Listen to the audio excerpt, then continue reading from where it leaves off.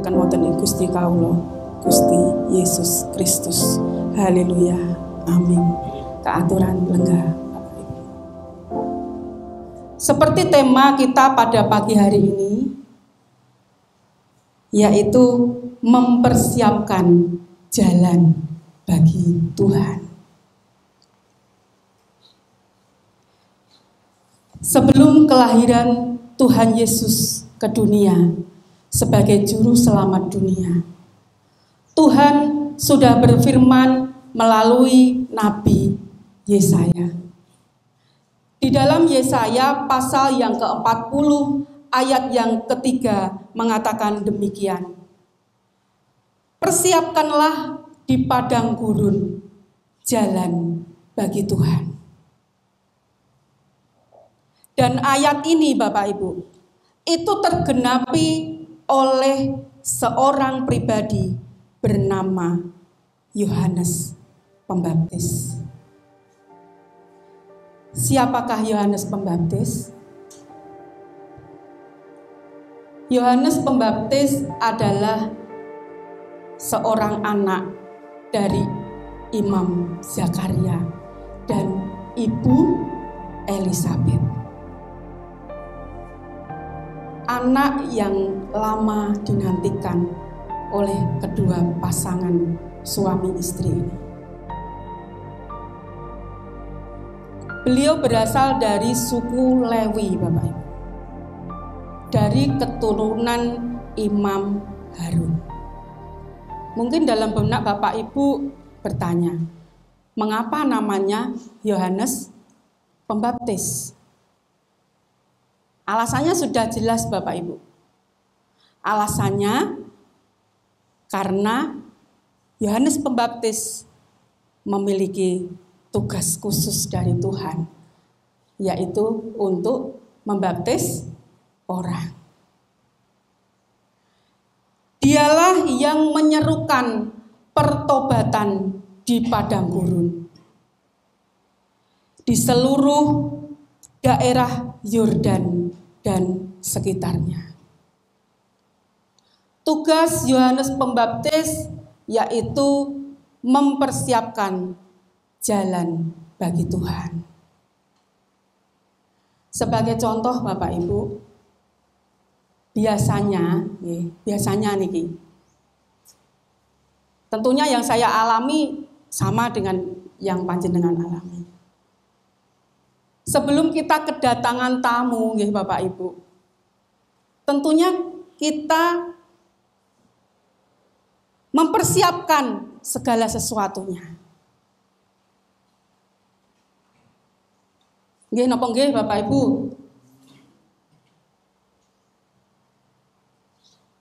Menyapu, nggih. Sampah-sampah sing teng dalem sing reget disaponi. Dibuang di tempatnya. Nggih. Keramik yang kelihatannya berdebu, nah harus dipel karena mau ada tamu. Lah ibu-ibu ini terutama kalau mau ada tamu mesti sibuk napa niki? Masak, nggih leres maktun. Masak, mempersiapkan untuk perjamuan para tamu.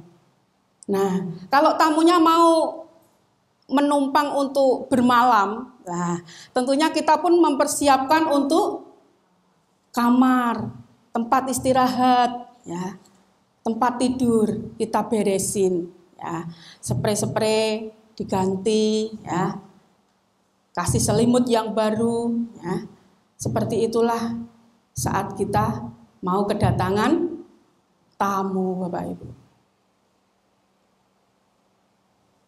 Kemarin anak saya Maria baru pulang dari Salatiga. Kula nggih ngoten Bapak Ibu. Resik-resik griya, ya, membersihkan rumah, nyapu, ngepel, nggih. Sprene digentos. Nah, kersane mungkin nek bocahe mantuk seneng. Nah, begitu Bapak Ibu. Itu yang datang baru Maria Bapak Ibu. Ya. Kita sebentar lagi akan menyambut kedatangan Tuhan Yesus, ya. Yang kedua kalinya. Persiapan-persiapan apa yang harus kita lakukan, Bapak Ibu? Kita tahu tujuan kita menyiapkan semuanya itu untuk apa, Bapak Ibu? Kagem nopo, Bu? Amin, kagem kemuliaan Tuhan. Agar Tuhan berkenan atas kehidupan kita. Ini tujuan kita, Bapak Ibu. Seperti itulah halnya tugas yang diberikan Tuhan kepada Yohanes Pembaptis. Mengumandangkan pertobatan bagi semua orang sebelum Tuhan Yesus lahir ke dunia. Agar apa? Agar Allah berkenan atas hidup umatnya. Dan tugas yang sama juga diberikan Tuhan tidak hanya kepada Yohanes Pembaptis, tetapi kepada kita semua pagi ini. Tuhan menghendaki untuk kita menyiapkan jalan bagi kedatangan Tuhan yang kedua kalinya. Untuk itu saudaraku, bagaimanakah caranya agar hidup kita layak untuk mempersiapkan jalan bagi Tuhan? Untuk poin yang pertama, Bapak Ibu, kita baca kembali di ayat yang ketiga. Bisa ditampilkan Mas Sem ayat yang ketiga. Maka datanglah Yohanes ke seluruh daerah Yordan dan menyerukan, bertobatlah. Ini poin yang pertama, Bapak Ibu, untuk kita dapat mempersiapkan jalan bagi Tuhan. Kita harus mau bertobat. Arti kata bertobat itu berbalik, Bapak Ibu. Berbalik. Yang asalnya kita berjalan ke timur. Nah, kita berjalan ke timur ya Bapak Ibu. Tuhan menghendaki kita berbalik. Berarti kita harus berjalan kemana Bapak Ibu? Balik ya, berjalan ke barat. Oke. Kalau kita sudah berjalan ke barat, ya, tetapi kita masih menengok ke belakang, ya, sambil berjalan Bapak Ibu, kira-kira apa yang terjadi? Napa sing kedadosan Bu? Tobrukan. Potensi untuk jatuh pasti ada. Jadi pagi ini Tuhan mengingatkan kita semua, jika kita sudah rindu untuk bertobat, fokus kita juga harus berubah. Fokus kita tidak di hidup lama kita, ya. Fokus kita harus kepada Tuhan, Sang Juru Selamat hidup kita. Nggih Bapak Ibu, kersane nopo? Kita tidak terjatuh lagi. Amin. Haleluya. Jadi Bapak Ibu, kalau kita bertobat, ikuti jalan Tuhan. Apa yang menjadi kehendaknya, itulah yang harus kita lakukan. Gak usah kita mikir masa lalu. Gak usah kita mikir perbuatan-perbuatan dosa yang sering dulu kita lakukan. Tetapi kita harus merubah fokus kita kepada Kristus. Hidup menurut jalan Tuhan. Bapak Ibu semua, tetapi pada kenyataannya, tidak semua orang percaya mau bertobat. Alasannya apa Bapak Ibu? Ada beberapa alasan untuk kita itu enggan bertobat. Alasan yang pertama, karena kita nyaman dengan perbuatan dosa. Kita tahu Bapak Ibu, perbuatan dosa niku enak. Enak nggih? Perbuatan dosa itu enak Bapak Ibu. Sebagai contoh, kita nggak punya lauk Bapak Ibu. Ada ayam tetangga masuk ke halaman. Nah, Pak Agung tersenyum. Kira-kira dinapak ke ayam niku? Loh ben enak, jangan digusah Pak, eman-eman. Dilempar batu, disembelih. Jadi lauk santapan kita sehari. Lumayan. Nggak usah belanja keluar uang. Ngoten nggih? Mboten, puji Tuhan. Kita yang kerja di perusahaan, ngapain lembur? Ngapain kerja siang malam, nggak pernah libur? Korupsi, ngambil uang perusahaan. Enak kan? Kebutuhan kita tercukupi, ya. Tapi Bapak Ibu pagi ini saya mau katakan, enaknya itu sebentar Bapak Ibu. Enaknya itu sementara. Tapi konsekuensi dosa itu akan kita tanggung seumur hidup kita. Pitados Bapak Ibu? Pitados? Amin. Kalau enggak, silahkan dicoba. Kalau Bapak Ibu enggak mau merasakan, ya. Kalau Bapak Ibu mau merasakan konsekuensi dosa itu berat Bapak Ibu. Kita akan dihina, kita akan direndahkan, kita akan diremehkan, kita akan dipandang sebelah mata oleh orang lain. Hati kita dituduh oleh si penuduh, si pendakwa itu seumur hidup kita. Jadi Bapak Ibu, harapan saya panjenengan semua percaya, nggak usah coba-coba dengan dosa. Enaknya cuma sebentar, konsekuensinya yang kita tanggung seumur hidup kita. Ampun main-main nggih dengan dosa nggih. Ampun main-main nggih. Amin. Haleluya. Alasan kedua, mengapa orang itu enggan untuk bertobat.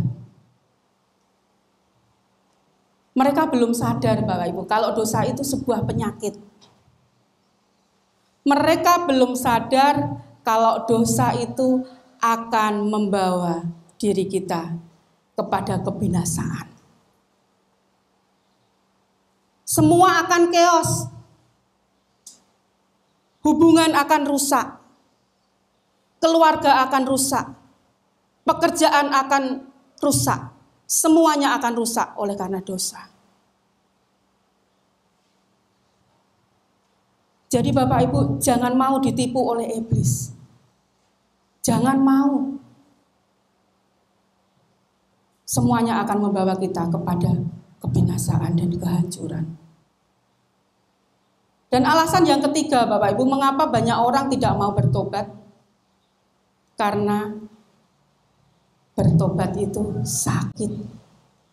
Bertobat itu sakit Bapak Ibu. Di proses Tuhan itu sakit. Ya. Kalau Bapak Ibu pirsa ada tukang periuk, tukang itu penjunan ya. Itu kalau membuat kendi, tetapi yang dibuat itu tidak berhasil sesuai yang diinginkan. Ya. Tentunya kendi tadi akan dihancurkan lagi, akan diinjak-injak lagi, ya, akan diremukkan lagi, dibentuk lagi. Kira-kira yang jadi kendi ini sakit apa enggak Bapak Ibu? Sakit ya.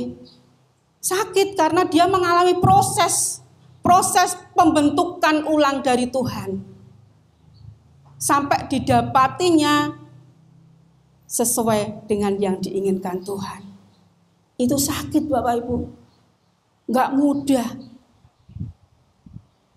Kadang orang ingin bertobat, tetapi baru separuh jalan dia kembali ke masa lalunya.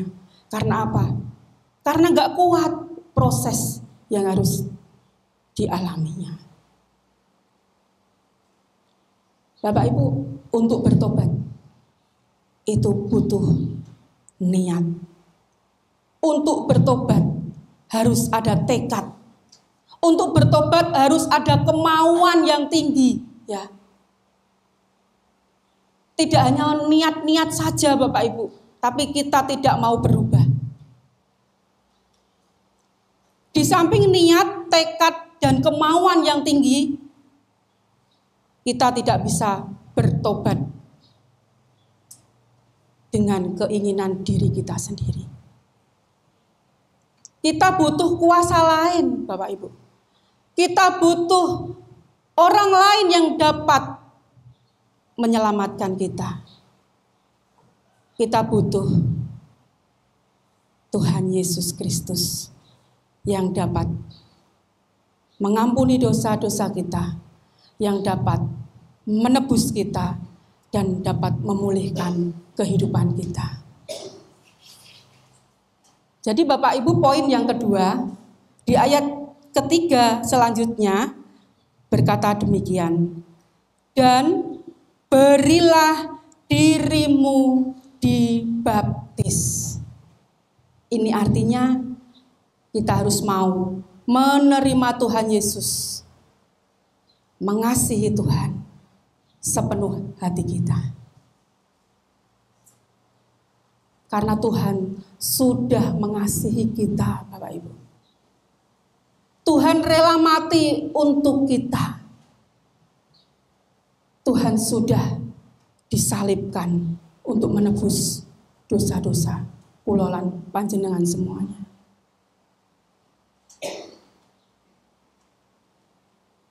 Di dalam kitab Roma pasal yang ke-6 ayat 23 mengatakan demikian. Upah dosa adalah maut. Tetapi karunia Allah ialah hidup yang kekal dalam Kristus Yesus. Sudah jelas Bapak Ibu. Kita yang sering melakukan dosa akhirnya akan mendapatkan upah maut. Tetapi karena satu pribadi yang bernama Yesus Kristus Tuhan itulah, ya. Hidup kita yang dulunya bobrok, ya, hancur, hina, tidak layak di hadapan manusia, tidak layak di hadapan Tuhan. Tetapi karena kasih-Nya kita beroleh keselamatan dari Tuhan. Untuk itu Bapak Ibu, mari persilahkan Tuhan masuk di dalam diri panjenengan, kasihi Dia, utamakan Dia di dalam hidup panjenengan. Jangan ada yang lain. Ini poin yang kedua Bapak Ibu. Untuk poin yang ketiga, di ayat yang ketiga selanjutnya, dan Allah akan mengampuni dosamu. Ini artinya apa Bapak Ibu? Kita harus mau dipulihkan Tuhan. Karena kita tahu pengampunan dan penerimaan dari Tuhan, itulah awal kesembuhan kita. Amin. Haleluya. Tanpa pengampunan Tuhan, tanpa penerimaan Tuhan, hidup kita masih tidak layak. Ayat yang kelima mengatakan demikian. Setiap lembah akan ditimbun. Ini artinya bahwa setiap lubang-lubang luka di dalam hati kita akan ditutup Tuhan, akan diobati oleh Tuhan. akan dipulihkan Tuhan. Amin. Haleluya. Setiap gunung dan bukit akan diratakan. Ini artinya hati kita yang masih penuh dengan kesombongan, ya, kebebalan, harus siap diratakan Tuhan. Ini pekerjaan Tuhan Bapak Ibu. Kita nggak mungkin bisa melakukannya. Tuhan yang akan mengirimkan Roh Kudus, memberikan hati yang penuh dengan kerendahan hati kepada kita, sehingga kita menjadi anak-anaknya yang nurut sama Tuhan. Ini artinya diratakan Tuhan. Ayat 5 yang selanjutnya yaitu, yang berliku-liku akan diluruskan dan yang berlekuk-lekuk akan diratakan. Kehidupan kita yang masih nyerong ke kanan, ke kiri, ya, masih seneng tenggene mbah dukun, nah, masih mencari kuasa lain selain Tuhan, itu akan diluruskan dan diratakan Tuhan. Dengan apa Tuhan meluruskan jalan kita Bapak Ibu? Yaitu dengan satu cara, kita harus mau hidup menurut firman Tuhan. Itulah cara Tuhan untuk memulihkan kehidupan kulolan panjenengan semuanya. Lalu kita rasakan Bapak Ibu, semakin kita mengerti firman Tuhan, semakin sakit apa yang harus kita alami. Terus Bapak Ibu, tetapi percayalah, tujuan Allah baik untuk kita. Tuhan ingin memulihkan kita. Tuhan ingin menyembuhkan kita. Sebagai penutup Bapak Ibu, mempersiapkan jalan bagi Tuhan itu tidak mudah. Mempersiapkan jalan terbaik bagi Tuhan itu tidak mudah Bapak Ibu. Harus dimulai dari diri kita. Kita harus mau bertobat. Kita harus meninggalkan hidup lama kita. Kita harus mau menerima Yesus, mengasihi Yesus sepenuh hati kita. Kita harus mau hidup dipulihkan Tuhan. Baru hidup kita akan berbuah untuk orang lain. Hidup kita akan dipakai Tuhan untuk menjadi berkat bagi orang lain. Ayat yang ke-6 mengatakan demikian. Dan semua orang akan melihat keselamatan yang dari Tuhan.